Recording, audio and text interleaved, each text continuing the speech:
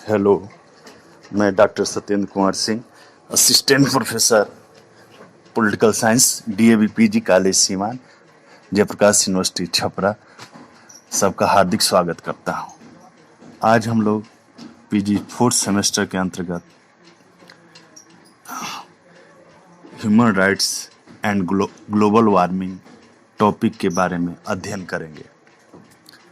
जैसा कि सर्वविदित है, आप सबको मालूम है कि ग्लोबल वार्मिंग का तात्पर्य पृथ्वी का गर्म होना है और पूरा भूमंडल, पूरी पृथ्वी जो कार्बन डाइऑक्साइड जैसी जहरीली गैसें हैं, इनके जमाव के कारण, बढ़ते पर्यावरण प्रदूषण के कारण पृथ्वी लगातार गर्म हो रही है और हमारी पृथ्वी अब एक ग्रीन हाउस की तरह काम कर रही है।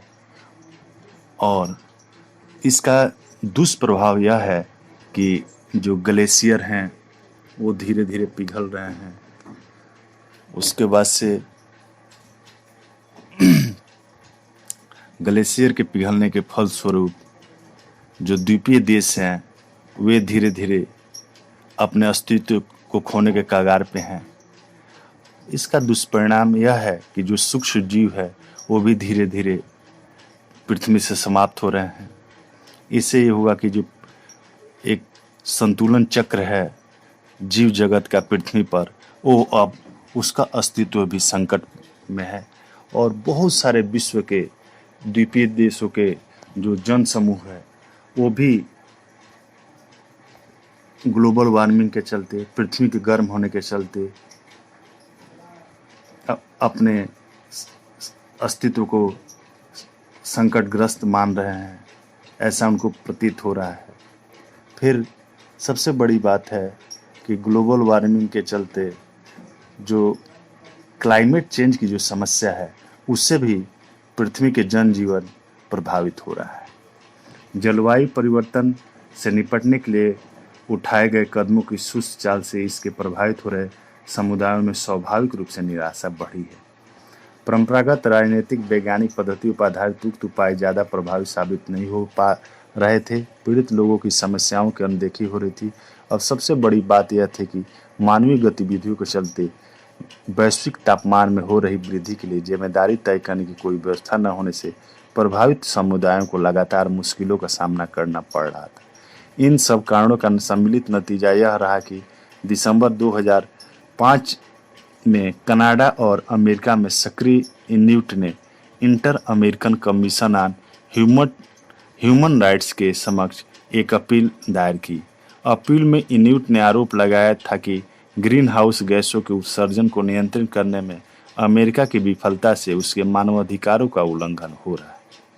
हालांकि तत्काल इस अपील को खारिज किया गया, लेकिन फरवरी 2007 में कमीशन ने मानवाधिकारों और ग्लोबल वार्मिंग के बीच संबंध पर अपना पक्ष रखने के लिए Inuit center for international environmental law CIEL और अर्थ जस्टिस संस्था के प्रतिनिधियों को आमंत्रित किया।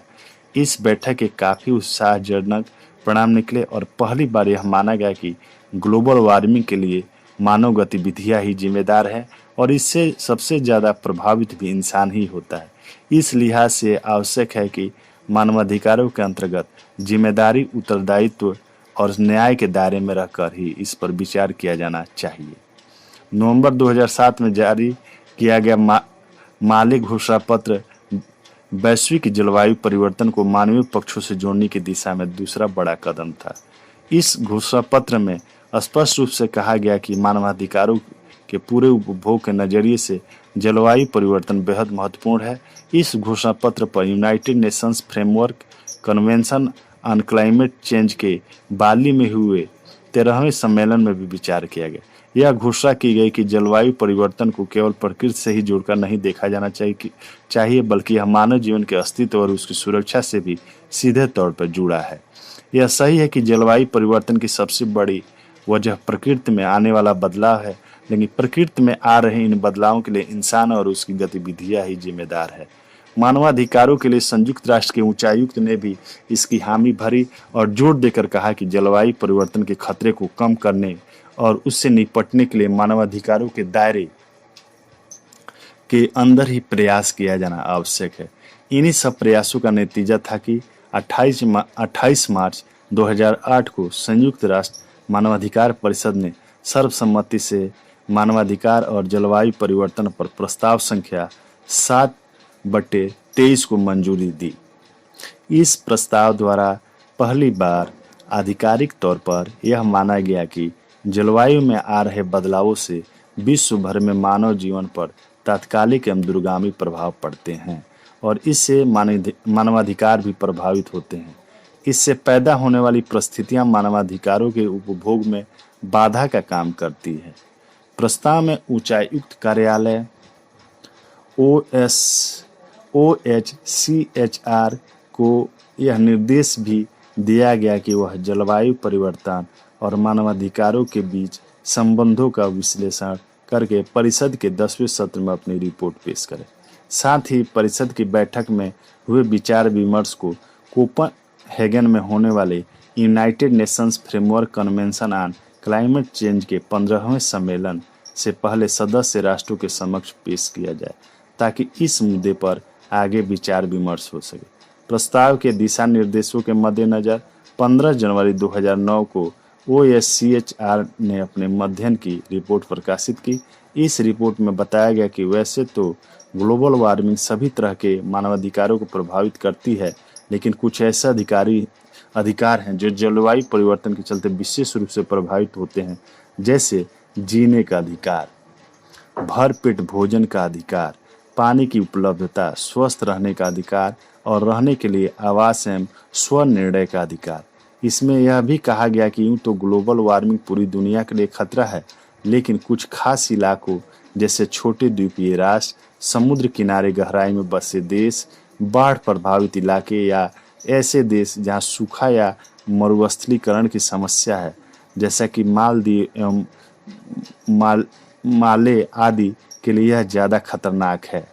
रिपोर्ट में बताया गया कि खतरे को कम करना या उससे निपटने के लिए अपनाए गए तरीकों जैसे लोगों को दूसरी जगह बसाए जाने में भी मानवाधिकारों का मुद्दा जुड़ा हुआ है। OHCHR की रिपोर्ट के जवाब में संयुक्त राष्ट्र मानवाधिकार परिषद ने 25 मार्च 2009 को हुई अपनी 10वीं बैठक में मानवाधिकार और जलवायु परिवर्तन पर प्रस्ताव संख्या 10/4 का सर्वसम्मति से अनुमोदन किया। प्रस्ताव में कई महत्वपूर्ण बातें कही गई है। परिषद ने यह स्वीकार किया है कि ग्लोबल वार्मिंग से मानवाधिकारों के उपभोग पर प्रत्यक्ष और अप्रत्यक्ष दोनों तरह का प्रभाव पड़ता है। प्रस्ताव में उन अधिकारों की भी चर्चा है जो जलवायु परिवर्तन से विशेष रूप से प्रभावित होते हैं। इससे यह भी माना गया कि भौगोलिक स्थिति, गरीबी, लिंग, उम्र या किसी समुदाय विशेष से संबद्ध लोगों के मानवाधिकार ज़्यादा गंभीर रूप से प्रभावित होते हैं। पर्यावरणीय प्रदर्शन सूचकांक एनवायरमेंटल परफॉर्मेंस इंडेक्स 2010 का पर्यावरणीय प्रदर्शन सूचकांक 27 जनवरी 2010 को वाशिंगटन में हुई विश्व आर्थिक परिषद की सालाना बैठक में जारी किया गया। यह सूचकांक कोलंबिया और येल विश्वविद्यालय से जुड़े पर्यावरण विशेषज्ञों ने तैयार किया था। हर 2 साल पर जारी होने वाला यह सूचकांक वर्ष 2006 में पहली बार तैयार किया गया था। प्रदूषण को नियंत्रित करने के लिए उठाए गए कदमों के आधार पर भारत और चीन को इस सूचकांक में क्रमशः 123वां और 121वां स्थान दिया गया था, जो इस बात को रेखांकित करता है कि तीव्र आर्थिक विकास से पर्यावरण पर भी खासा जोर पड़ता है। हालांकि अन्य नए औद्योगिकृत देशों में ब्राजील 62वें और रूस 69वें स्थान पर थे, जो इस बात की ओर भी इशारा करता है कि प्रदूषण नियंत्रण के लिहाज से विकास का स्तर या उसकी गति ही एकमात्र कारक नहीं है। सूचकांक के मुताबिक प्रदूषण नियंत्रण और प्राकृतिक संसाधनों के प्रबंधन की चुनौतियों से निपटने में आइसलैंड शीर्ष पर है। आइसलैंड की इस सफलता का आधार ग्रीन हाउस गैसों के उत्सर्जन को नियंत्रित करना और जंगलों को दोबारा बसाने की कोशिश है। आइसलैंड के अलावा स्विट्जरलैंड, कोस्टारिका, स्वीडन और नॉर्वे जैसे देशों ने भी इस दिशा में प्रभावशाली प्रदर्शन किया है। यहाँ यह ध्यान रखना जरूरी है कि पर्यावरणीय प्रदर्शन सूचकांक में 163 देशों को 10 अलग अलग श्रेणियों में विभाजित कुल 25 मानकों के आधार पर जगह दी गई है। इसमें पर्यावरणीय स्वास्थ्य, हवा की गुणवत्ता, जल संसाधन का प्रबंधन, जैव विविधता, वनीकरण, कृषि और जलवायु परिवर्तन जैसे मानक शामिल है। 2006-7 तक विकसित देशों द्वारा कार्बन डाइऑक्साइड उत्सर्जन में 1.1% की वृद्धि। 1990 से 2007 के बीच 41 विकसित देशों द्वारा कार्बन डाइऑक्साइड के कुल उत्सर्जन में 16% की वृद्धि हुई। इसके लिए सबसे ज़्यादा दोषी ऑस्ट्रेलिया, कनाडा और अमेरिका जैसे देश हैं। ऊर्जा क्षेत्र में ग्रीन हाउस गैसों को उत्सर्जन के आंकड़ों पर नजर डालें तो 1990 से 2007 के बीच उत्सर्जन में सबसे ज़्यादा वृद्धि ट्रांसपोर्ट यानी यातायात 17.9% के क्षेत्र में हुआ, तो विनिर्माण या मैन्युफैक्चरिंग एवं उत्पादन उद्योग में सबसे ज़्यादा कमी 17.3% आई। सब विकसित और विकासशील देशों के बीच उत्सर्जन के स्तर में इस भारी अंतर को देखते हुए कई विशेषज्ञों ने सलाह दी कि भारत जैसे विकासशील देशों को ग्रीन हाउस गैसों के उत्सर्जन से संबंधित किसी भी ऐसे प्रस्ताव को मानने से इंकार कर देना चाहिए जो 1997 के क्योटो प्रोटोकॉल की तर्ज पर कानूनी रूप से बाध्यकारी हो। विकासशील देश पहले ही ऐसे किसी बाध्यकारी कानून के प्रति अपना विरोध दर्ज कराते रहे हैं। उनका मानना है कि ग्रीन हाउस गैसों के उत्सर्जन की मात्रा के मद्देनजर विकसित देशों को पहले और प्रभावशाली कदम उठाने चाहिए। वहीं क्योटो प्रोटोकॉल की समाप्ति से पहले 2008-2012 के बीच विकसित राष्ट्रों को 1990 के मुकाबले अपने उत्सर्जन के स्तर में औसतन 5% की कमी लानी है। उत्सर्जन के मामले में अग्रणी ऑस्ट्रेलिया और अमेरिका जैसे देश UNFCCC में शामिल होने के बावजूद क्योटो प्रोटोकॉल को मानने से इंकार करें। इतना नहीं, अब वे क्योटो प्रोटोकॉल को निरस्त करने के लिए समर्थन जुटाने की कोशिश भी कर रहे हैं। इसके लिए अलग अलग देशों को तैयार करने की जद्दोजहद जारी है। हालांकि भारत, चीन, दक्षिण अफ्रीका और ब्राजील के नेतृत्व वाले G77 के सदस्यों सहित कुल 184 देशों में इसे अभी तक अनुमोदित किया जा चुका है। 9 से 27 सितंबर 2019 तक संयुक्त राष्ट्र मानवाधिकार परिषद, United Nations human rights council UNHRC के 42वें सत्र का आयोजन जिनेवा, स्विट्जरलैंड में किया गया।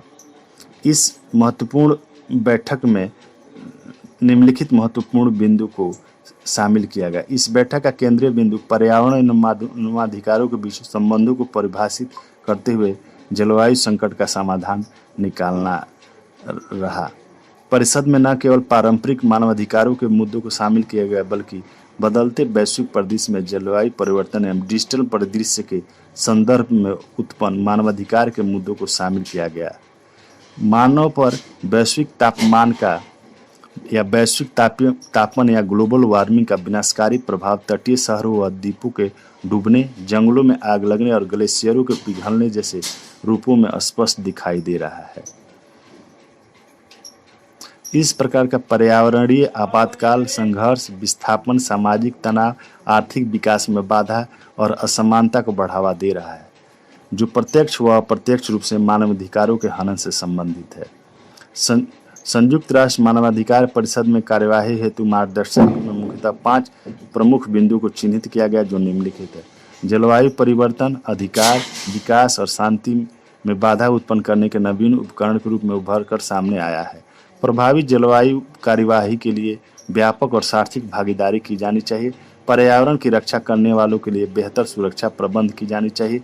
सबसे ज़्यादा प्रभावित लोगों की सहायता सबसे पहले होनी चाहिए। जलवायु परिवर्तन के कारण होने वाले नुकसान के समाधान के रूप में जलवायु न्याय को सुनिश्चित करना चाहिए। Climate justice. जलवायु संकट से उत्पन्न होने वाले मानवाधिकार विषयों के अतिरिक्त परिषद ने विश्व के विभिन्न नागरिक, आर्थिक, सांस्कृतिक विकास से संबंधित मानवाधिकारों की बात कही है। वर्तमान में अफगानिस्तान, अमेरिका में मैक्सिको प्रवासियों, सीरिया, फिलिस्तीन, अफ्रीका और म्यांमार के रोहिंग्या शरणार्थियों से संबंधित मुद्दों के साथ ही हांगकांग आदि देशों के लोगों के मानवाधिकारों की चर्चा की गई है। धन्यवाद।